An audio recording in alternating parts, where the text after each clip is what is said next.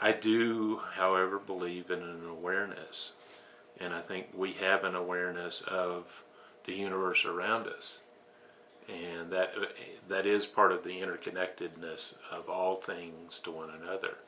And we're aware that we're in this environment. We're aware that the things in this room exist.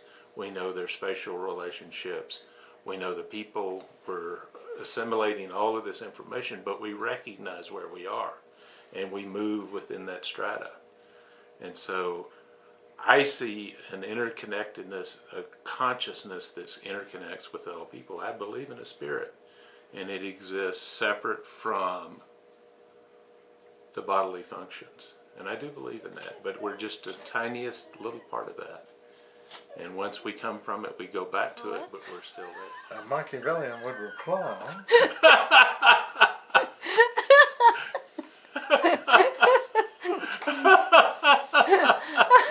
Yeah, well, that's one way to put it.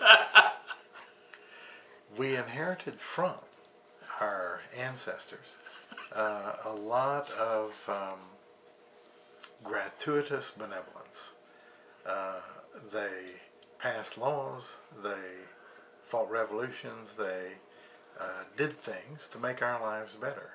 And they didn't benefit themselves from those actions.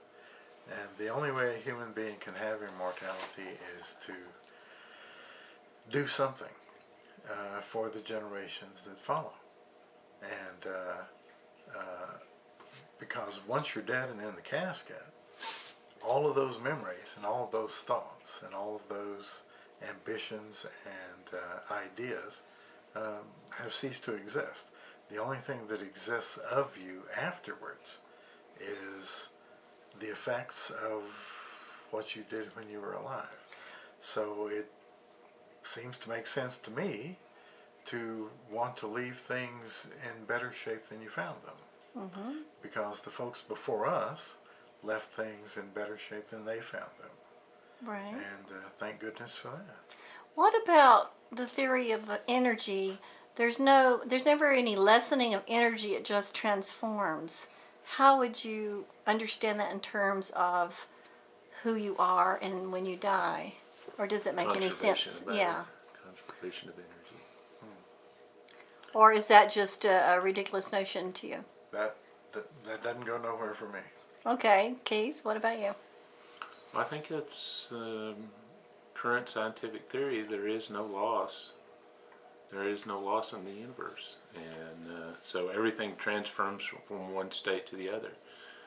It's transformed. I mean, ultimately, in a nuclear reaction, it's transformed from matter into energy, but everything morphs into something else, and so it's actually as you stay away from the nuclear area, those same atoms continue to exist, whether they're in that formation or not.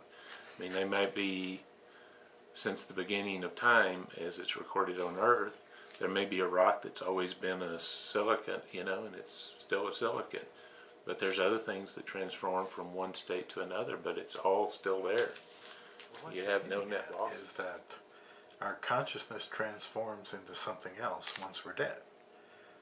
But what I think happens is that your brain stops thinking and it starts rotting. And Well, that is... That's the end of you. Well, yeah, well, in a sense. I guess I'm one of those still wanting to believe in something else. But what is called the spirit, it isn't just a matter of chemicals. I mean, they've proven that that's not that, or else a robot, is, you can make that do a certain amount of thinking or something. There's some essence of us that is not just chemical, or that is a belief. We're getting into belief thing, and then if you don't believe that, you don't believe it. If you do, you do. But I think there's a little scientific evidence that hint. We're the sum of all our parts. There's different economies. There's different scales, and it's so interesting. Like in brain chemistry, the adrenaline response, the body, in order to produce the adrenaline, that's the fight or flight. When your body produces that adrenaline, it goes through over 1,000 different steps before it actually produces that hormone. But each one of them happens, and it happens in about 2 seconds, or less than that, maybe a second. But your brain is on a different time scale, And it's executing all these things one right after the other and ultimately into producing the hormone. Now, all of that is programmed in. It's happening, whether we consciously control it or not, but it's happening. And all these steps and all the things that are required to keep us alive are happening, but they're happening on an entirely different scale and an entirely different time scale. And maybe on the time scale in which all that's happening, all these things are possible. All these thousands of steps are possible in a second. What do you say, Terry? FOS? Well, if anybody has ever lived after they were dead, they never came back and told me about it. Some people claim that they have had visitations. So I've heard, but nobody I know who knows anybody That you know.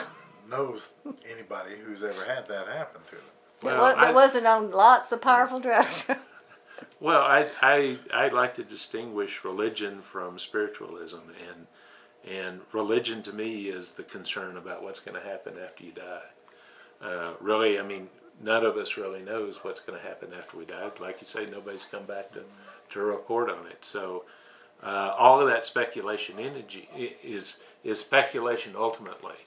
But spirituality, on the other hand, is the understanding that you are part of something that's much larger than just yourself.